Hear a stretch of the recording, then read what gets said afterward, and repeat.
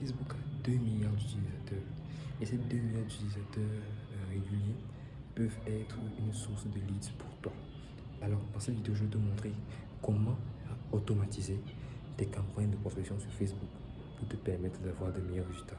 Alors, si c'est pas qui je suis, moi c'est Jack, je suis le propriétaire de Reloaded Digital et nous aidons les entreprises B2B à avoir plus de rendez-vous de vente. Mais je ne suis pas là pour ça, je suis là pour t'aider à réserver des appels sur Facebook.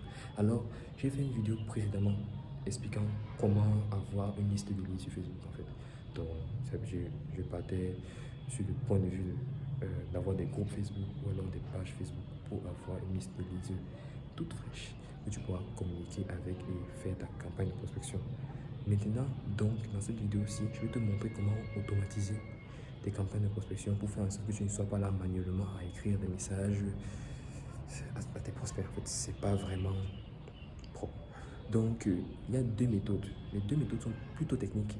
Une méthode est plutôt technique et l'autre méthode est assez simple. Donc, la première méthode, la plus simple, c'est d'utiliser une extension Chrome nommée Friends Connector Pro. Je pense que j'ai l'image ici. C'est une extension qui va se connecter. Ceci, tu peux utiliser lorsque tu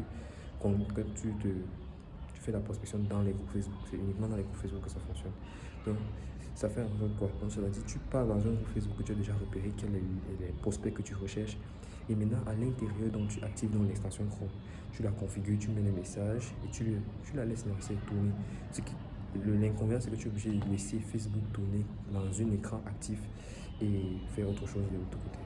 Donc, tu peux configurer le nombre de messages que ça envoie, le type de message que ça envoie et l'intervalle de temps, parce que c'est important. Parce que si tu envoies les messages à un même intervalle de temps, Facebook va savoir que bon, quelque chose d'automatisé là, il faut qu'on regarde et ils vont bloquer ton compte en fait. Alors que si tu mets un intervalle de temps aléatoire et un peu plus long, on se dit que bon, c'est un comportement plus ou moins normal. Donc ça, c'est la première méthode. Et la deuxième méthode, c'est de créer un macro scheduler. Macro scheduler, c'est quoi? Macro scheduler, c'est une fonction que tu vas lancer sur ton ordinateur qui va répliquer les actions que tu fais.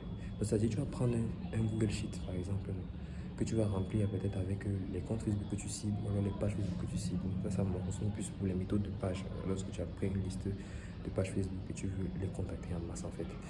Maintenant, tu vas créer un macro scheduler, c'est quoi? C'est-à-dire, tu vas faire une action en fait. C'est-à-dire, tu vas faire l'action une fois.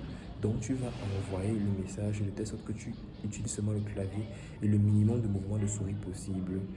Et maintenant, le macro scheduler va reproduire ce que tu as fait pour finir la liste de prospection que tu as en fait.